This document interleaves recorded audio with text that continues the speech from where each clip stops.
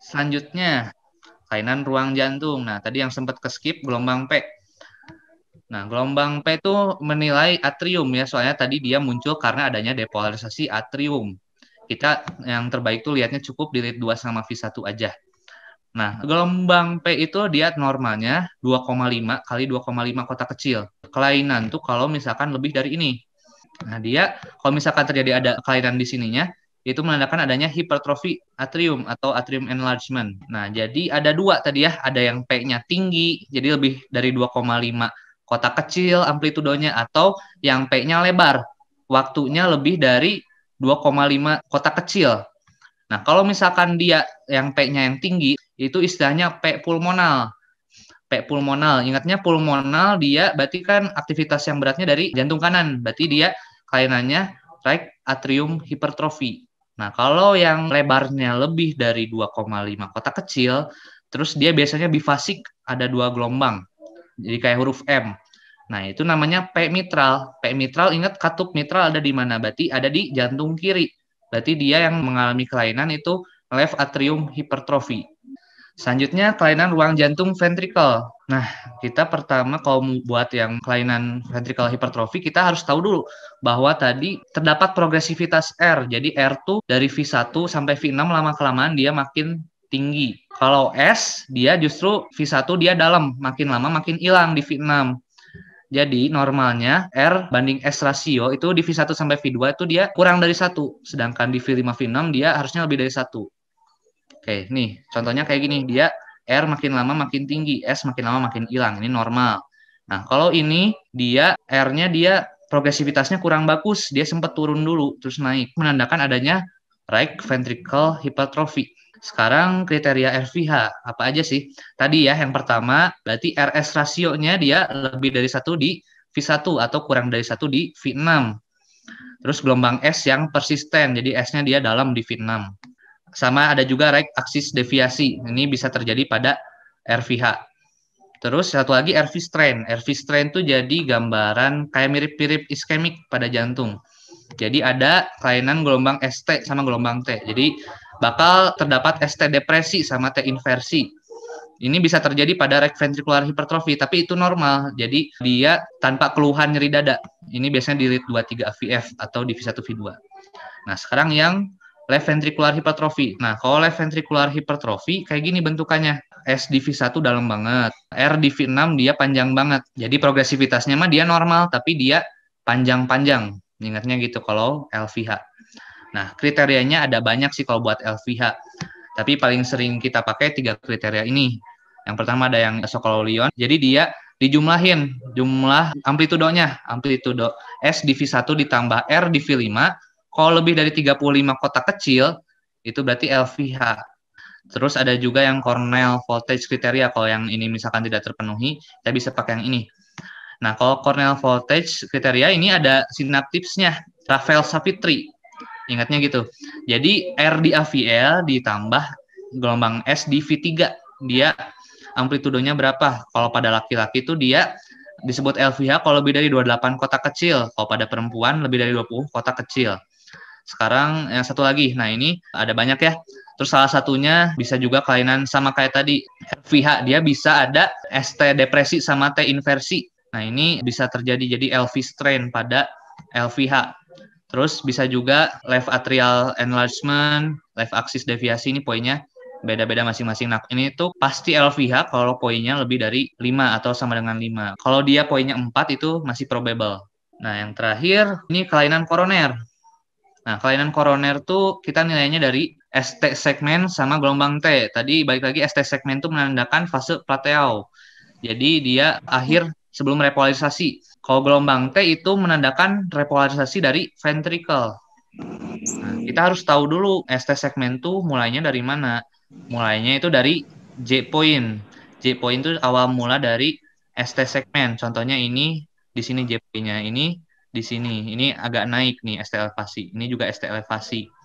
Nah, ini ST depresi dia di bawah. J point ini kita bandingkan dengan garis isoelektris. Garis isoelektris itu jadi dari PR segmen, bukan TP ya, tapi PR segmen. Kita bandingkan. Ini kan di sini. Nah, ini dia turun. Berarti ST depresi. Kalau ini dia naik, berarti ST elevasi. Lihatnya dari J point ya, harus ingat.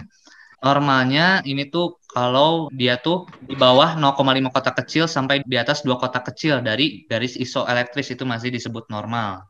Nah, kalau ST elevasi itu menandakan berarti adanya STEMI. Kalau ST depresi bisa menandakan NSTEMI atau non ST elevasi myocardial infarct atau bisa juga unstable angina pectoris. Kalau misalkan terjadi ST elevasi, kita nilainya paling tinggi ST elevasi itu kalau terjadi di V2 sama V3. Ini beda-beda berdasarkan jenis kelamin dan usia. Kalau laki-laki usianya di atas 40 tahun, dia disebut ST elevasi kalau G-point-nya itu dia lebih dari 2 kotak kecil. Usia 40 tahun ke bawah itu 2,5 kotak kecil baru disebut ST elevasi. Kalau perempuan itu 1,5 kotak kecil. Sedangkan lead lainnya selain V2 sama V3 itu kalau dia G-point-nya di atas garis isoelektris 1 kotak kecil itu udah disebut ST elevasi. Nah, kepentingannya tadi ST elevasi apa aja? Pertama ada STEMI, bisa juga aneurisma, diseksi aorta, perikarditis, sama angina Prince metal. Nah, tapi kalau STEMI, dia biasanya ada pasangannya. Jadi, ada pasangan-pasangan leadnya, misalkan 23 AVF, V1, V4, itu STEMI. Kalau aneurisma, perikarditis, angina Prince metal, dia tuh ST elevasinya terjadi pada semua lead. Kalau angina Prince metal tuh dia jadi semacam, kalau istilahnya bahasa awamnya tuh angin duduk. Dia tuh jadi karena pengaruh cuaca dingin, dia arteri koronaria mengalami vasokonstriksi. Jadi gambarannya bisa ST elevasi tapi dia bersifat sementara. Biasanya selama 2 menit juga dia balik lagi normal. Nah, ini macam-macam ST elevasi. Ada yang convex, straight up sloping, straight horizontal, sama down sloping. Kalau yang spesifik buat iskemik itu yang 3 ini. Kalau yang down sloping, dia tuh nggak spesifik. Terus yang konkav juga dia nggak spesifik. Itu biasanya variasi normal. Oke, ini ada juga istilahnya reciprocal ST depresi. Nih, kalau di gambar ini, jadi di sini ada ST elevasi di lead 2, 3 AVF. Tapi ada juga ST depresi di 1 AVL. Ternyata yang kelainannya tuh dia di 2-3 AVF aja. 1 AVL dia mengikuti karena terjadi ST depresi pada lead yang berlawanan dari 2-3 AVF. Jadi dia terjadi ST depresi padahal ini sebenarnya normal. Ini bisa saja terjadi. Istilahnya tuh reciprocal ST depresi. Bukan berarti dia STEMI inferior ditambah ada NSTEMI. Ini yang 1 AVL-nya dia normal. Oke, terus ada juga kriteria Sgarbosa.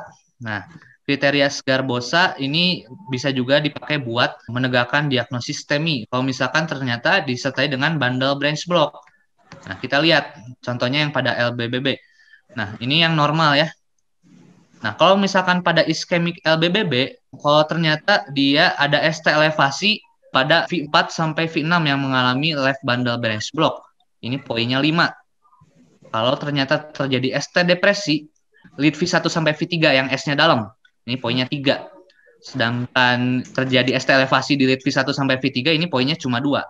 Nah, ini skornya kalau lebih atau sama dengan 3, ini spesifitasnya sangat tinggi. Jadi, kemungkinan besar itu STEMI. Tapi kalau sensitivitasnya dia rendah. Jadi, kalau misalkan skornya kurang dari 3, itu belum tentu menyingkirkan STEMI. Gitu. Sebenarnya ini nice to know aja sih, jadi jarang kalau di soal UKM PPD. Oke, selanjutnya ST depresi. Nah, ST depresi itu dia kalau minimal setengah kotak kecil di bawah isoelektris itu udah disebut ST depresi. Nah, ini kepentingannya bisa jadi NSTEMI, unstable angina pectoris, bisa juga karena bundle branch block atau ventricular hypertrophy. Nah, dia tipe-tipenya tuh ada yang upsloping, horizontal, sama downsloping. Kalau buat yang iskemik, buat NSTEMI atau UAP, dia tuh yang spesifik yang horizontal dan downsloping. Kalau yang upsloping dia nggak spesifik buat iskemik. Selanjutnya gelombang T. Nah, gelombang T itu pasangan sama ST biasanya. Jadi dia tuh berending. Jadi kalau misalkan terjadi kelainan di ST, biasanya diikuti dengan kelainan gelombang T. Nah, dia juga bisa untuk kelainan elektrolit gelombang T itu. Nah, gelombang T itu dia selalu positif kecuali di AVR. Amplitudenya dia maksimal 10 kotak kecil di lead prekordial di V1 sampai V6. Dan dia maksimal 5 kotak kecil di lead ekstremitas. Atau disebut titol juga kalau dia ternyata tingginya tuh lebih dari 2/3 tinggi gelombang R. Nah, kalau misalkan pada infak yang STEMI itu kan ST elevasi, biasanya diikuti dengan T hiperakut. Jadi T-nya yang sangat tinggi. Nah, ini tinggi dan lebar. Ini hyperakut T wave biasanya terjadi pada STEMI yang disertai dengan ST elevasi. Kalau N STEMI dan UAP itu kan ST depresi dia. ST depresi biasanya diikuti dengan T inversi. Nah, ini ST depresi diikuti T inversi. Itu buat yang iskemik.